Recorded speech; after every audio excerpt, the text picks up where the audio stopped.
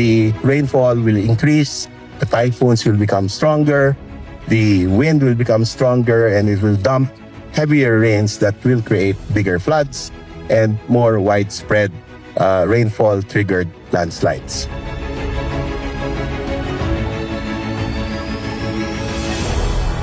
Energy efficient and inclusive infrastructure, and we are here to help you to provide quality of life through the provision of water of quality.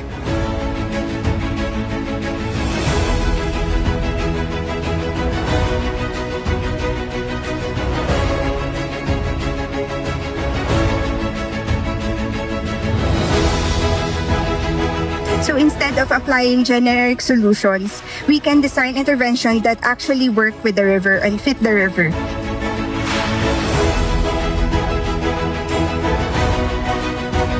And what really drives me also is the quote that I've learned from the same school, ask not what your country can do for you, but what you can do for your country.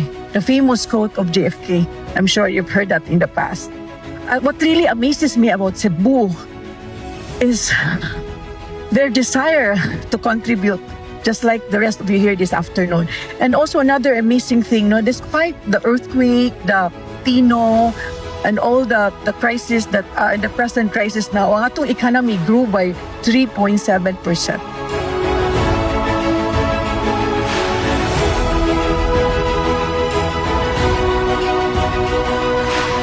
We at the provincial capital, we believe that good governance starts from listening with the people.